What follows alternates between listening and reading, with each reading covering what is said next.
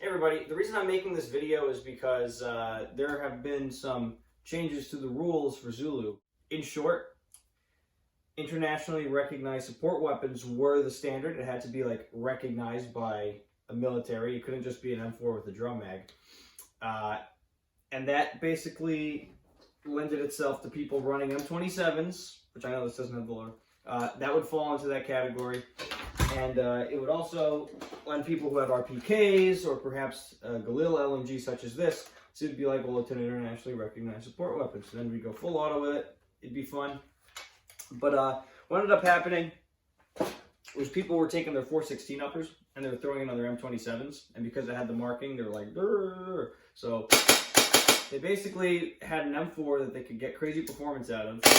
And because it had a marking on the receiver, it kind of circumvented the point of the LMG rules to begin with, which is not everybody can go full auto. And the idea is to give some disadvantage to the person who's going full auto, such as them carrying a bunch of weight. Now, obviously, not everybody can afford a huge LMG, and not everybody wants to carry a huge LMG.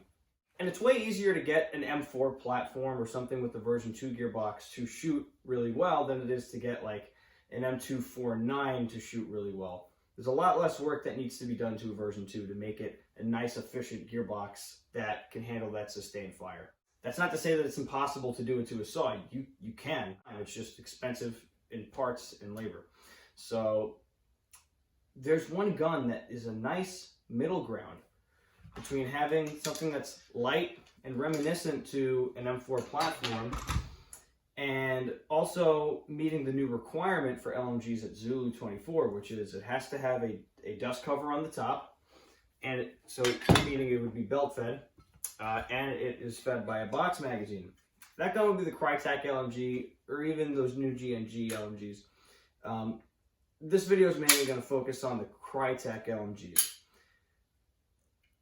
People would get a Krytac and they'll either stand with it because it works for them, or when one thing breaks, which there are failure points in the gun, when one thing breaks, they no longer stand by Krytac.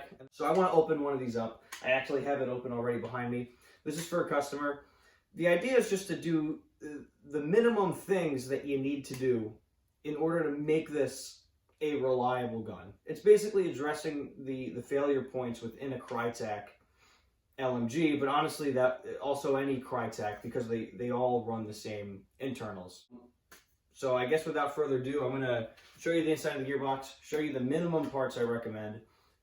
For this customer gun, we're going to throw in a couple extras just because you know, he wants to upgrade a couple more things, but I'm telling you, the real failure points in this gun are very minor, and you can address them with some cheap parts. So let's do it.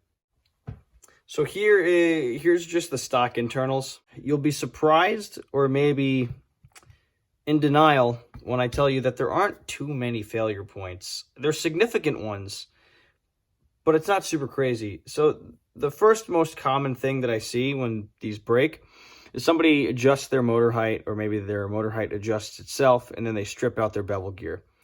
That's not an issue exclusive to Krytac. That's pretty much any gun. I see it happen so many times. So that's just an easy fix. You just use some Loctite on this or Teflon tape. Whatever you use to keep that screw in, whatever works for you, works best. So the next thing would be the piston.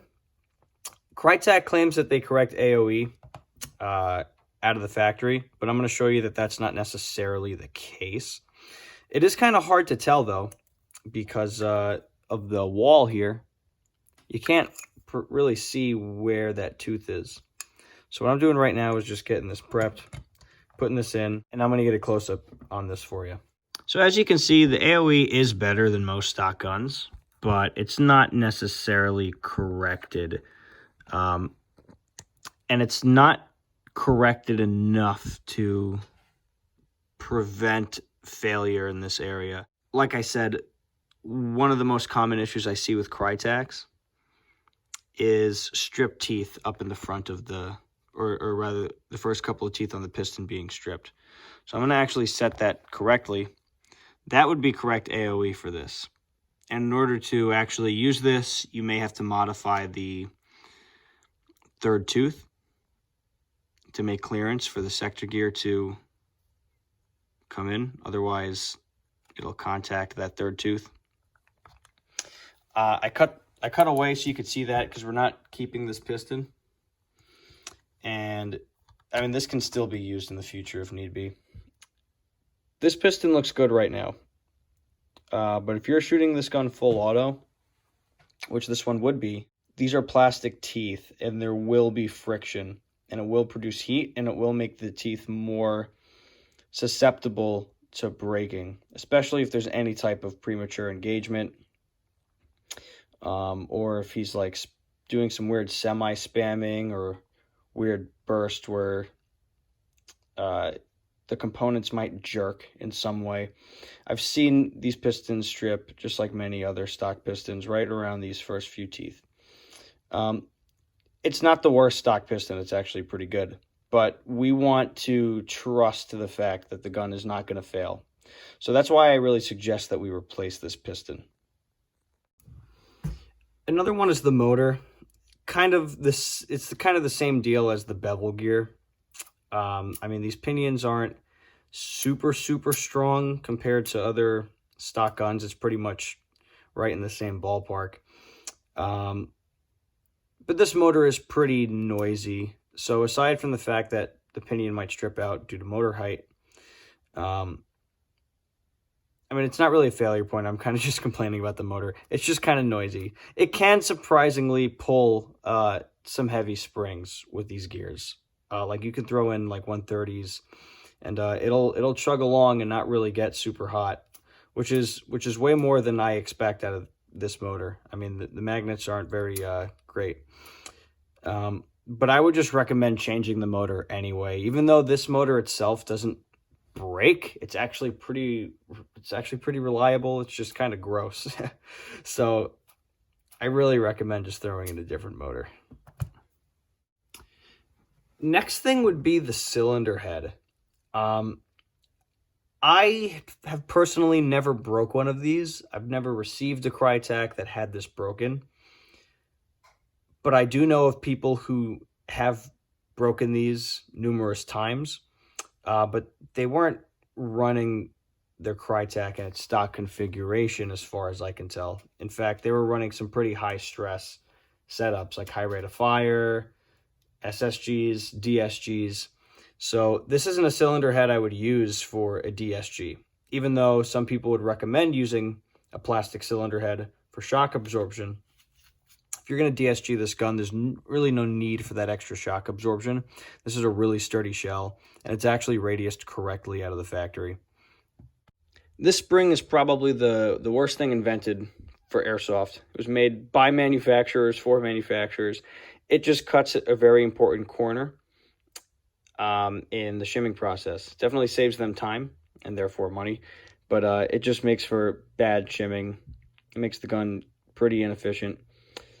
Fortunately, Prometheus makes spacers that are perfect fits for these Krytac spur gears. You can pop that spring off, and you can pop on one of these. That way you can shim it normally. These are the minimum parts I would throw in a Krytac if you really just needed to throw in the minimum. Like I said, the piston, you want something with the full metal rack. I have this piston in particular because SEMA full metal rack pistons happen to fit very well in Krytac shells.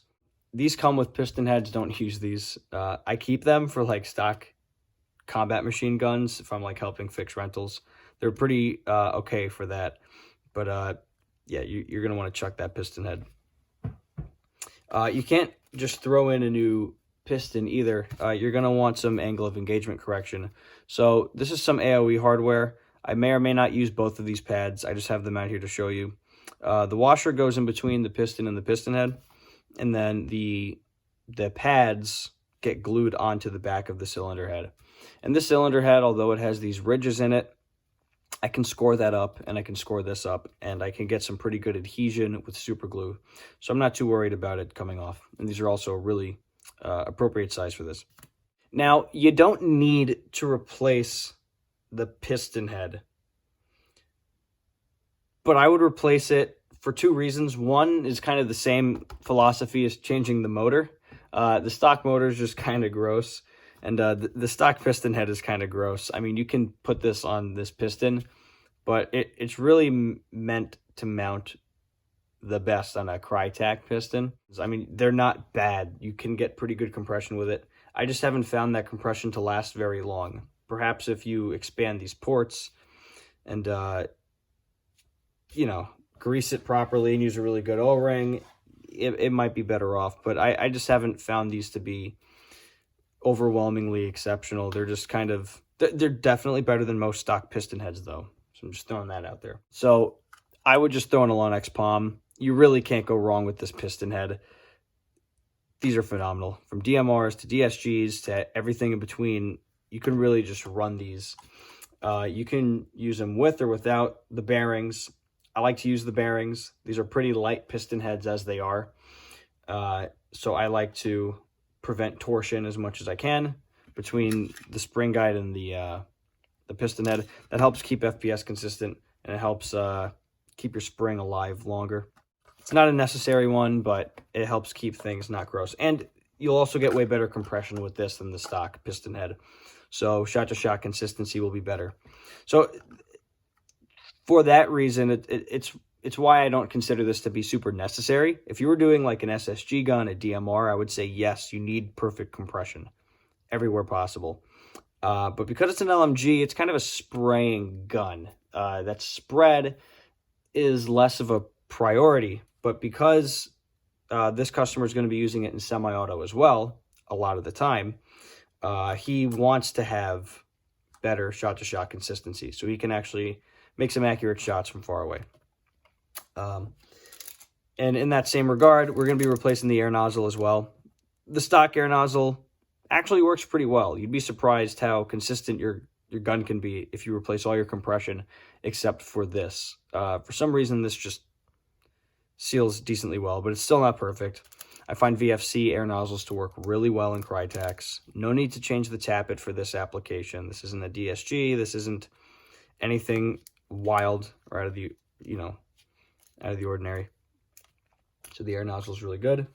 You don't have to replace this. This is just a new bucking. If your gun is fairly new, you can just keep what you have. This guy's been running his for quite a bit, so we're just replacing the bucking as a just another measure for tuning it up and keeping it fresh. And then here's a new spring. Again, not necessary. In his case, he wants to boost the FPS up. He wants it to be around like 380, 390 with 0.25s. It's really close to that DMR limit, but not the DMR limit. So at Zulu, he's basically going to have a 10-foot minimum engagement distance. If he's going full auto, it's a 50-foot minimum engagement distance. But because he's going semi-auto as well, he wants to keep the 10-foot med. Basically, within that 10 feet, if you have a blue tag, in this case, you'd say safety kill. Those are just the field rules here. Different fields do different things. But he's mainly a Zulu player. So I think that's about enough for the spring. So it might not seem like these parts are the minimum, because I can actually go into some pretty extensive detail as to why we would use them. But there's a lot more that you can do to this to make it better that you don't need to. You could throw in a Gate Titan or a Peruvian Hybrid or a Spectre or whatever type of advanced MOSFET you want. That can help you control rate of fire, give you other features that you don't really need for an LMG build. And frankly, I find those MOSFETs to be less resistant to wet weather conditions than just the stock MOSFET that we have in here. So this used to be cutting edge technology in Airsoft. Now it's just a stock MOSFET. And compared to other brands like VFC, SEMA, Double Eagle, or Golden Eagle, Classic Army, all these companies sell guns with MOSFETs in them. Most of them are really not that great. They're prone to frying themselves out. The Krytac MOSFET actually just works really well. So that's that. You can keep that. The cutoff lever. These cutoff levers are pretty good. If it wears out, you just replace it with another one. There's no need for advanced MOSFETs or triggers in order to make this thing work really well. Those advanced triggers are just really nice if you want to have those extra features. Same way, getting like 12-to-1 gears or 13-to-1 gears and a higher torque motor than this is great if you want even better semi-auto response, etc., etc. You can replace other compression parts too to really hone in and make things even tighter, but you can really get away with the stock cylinder head. Just replace the crucial things where most of the air gets lost, which is the piston head and the air nozzle. The next bit is really just what you do to the gun. I mean, you can't just slap these parts in. You have to do other things. So with the motor, you're going to have to do motor alignment, which means that at some point you're going to have to sand this grip so that it's not meeting the receiver before it meets the gearbox. This is where you'll get your perfect motor alignment. Sanding this grip so that you have that slight gap will make the gun sound worlds better. I really mean that. It'll sound much better. Predictably, I have found that to be the case for Krytacs. You sand these grips, you can run motors, and it's just going to sound better and be more smooth because they have pretty good quality control and their tolerances are pretty tight. What is within spec for them, though, just happens to include that this grip meets the receiver before it meets the gearbox. And the good news is that the grip and the motor alignment is pretty precise too and stays within spec. The piston tracks can be polished. In this case, I am going to polish it. It helps just make the gun feel a bit smoother. Helps with amp draw, as in it decreases amp draw. But it's not super necessary. The gun will still run really well without it. I just like to do that little bit extra. Shimming, angle of engagement, and motor alignment are necessary steps. They are necessary. If you're not doing those things, all of those things, you're not tuning up your gun. Or if you cut corners, you're not really tuning up the gun. You're just kind of setting it up to fail at some point. So, enough said about that. There's really not much else to say. I really just have to do the work. So I don't have a before video of the gun shooting because the spring to his anti-reversal latch broke and it was just doing the weird decocking thing that happens when you don't have an ARL. So I'm going to get it together and we're going to see how it shoots when it's done. So all that work mentioned before was done.